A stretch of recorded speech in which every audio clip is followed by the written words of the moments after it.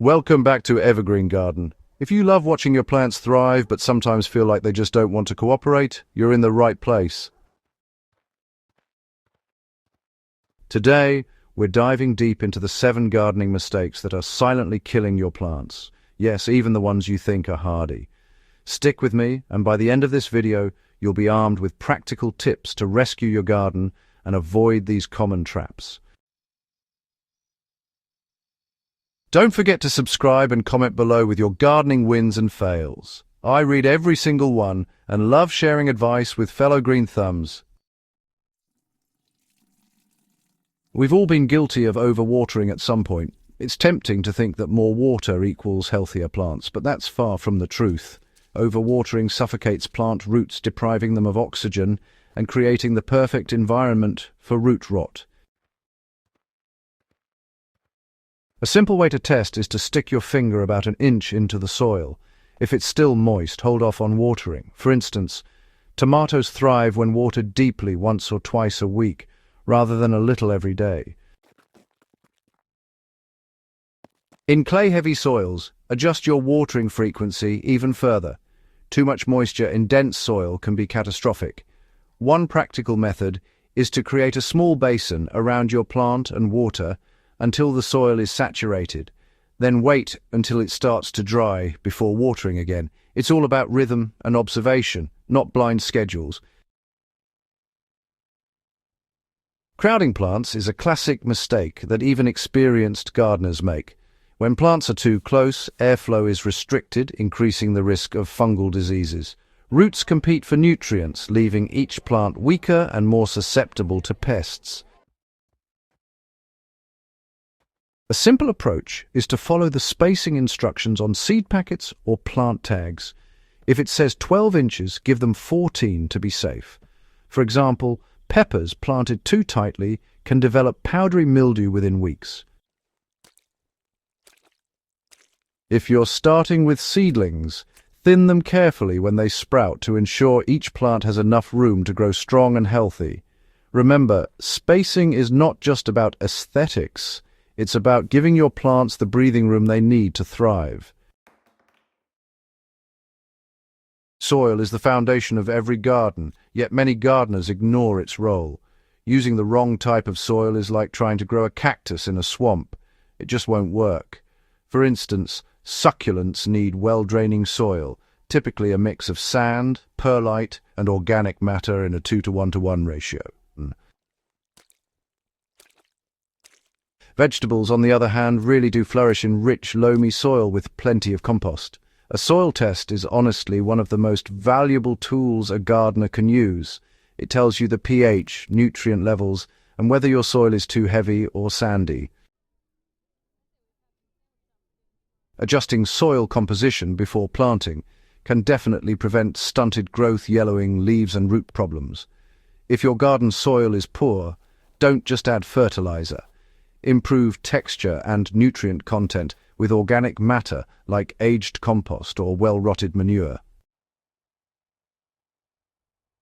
Gardening isn't static.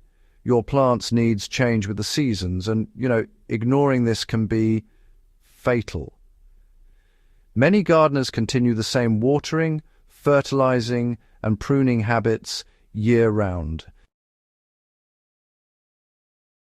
In reality, spring seedlings need consistent moisture and high nitrogen levels, while late summer crops benefit from less frequent watering and phosphorus-rich fertilizers to support flowering and fruiting.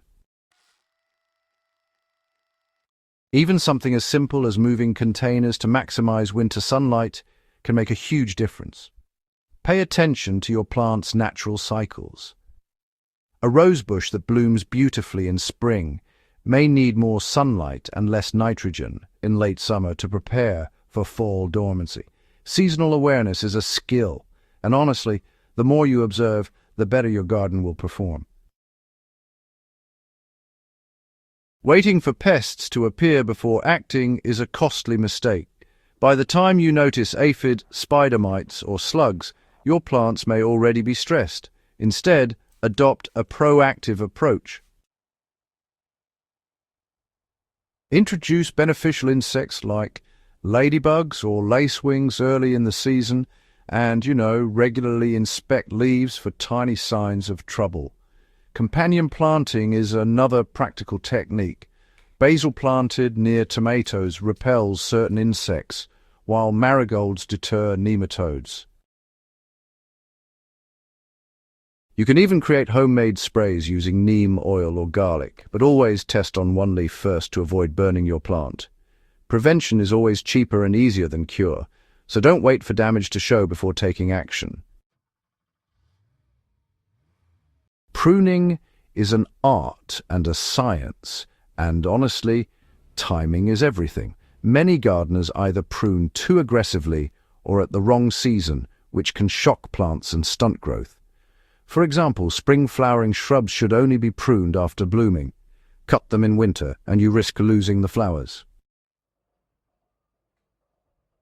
Fruit trees often require winter pruning to promote new growth, while herbs benefit from regular light pruning throughout the season.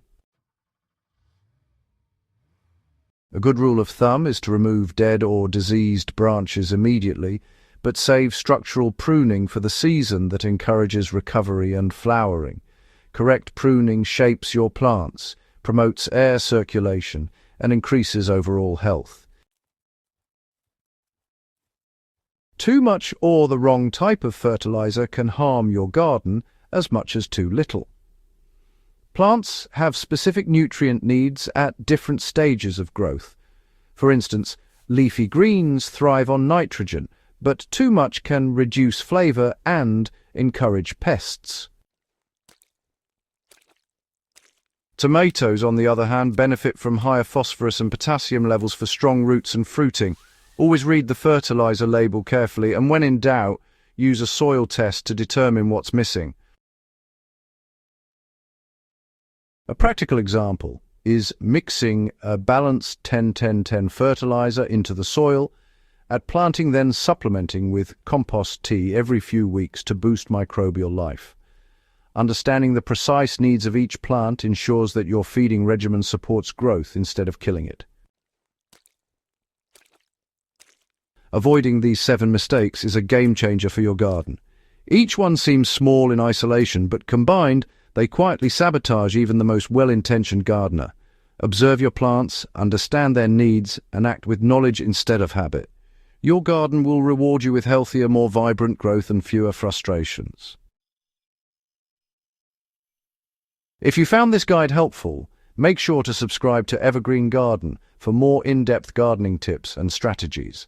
Share this with your fellow gardeners and drop a comment below with which mistake you've struggled with the most. Let's help each other grow better gardens together.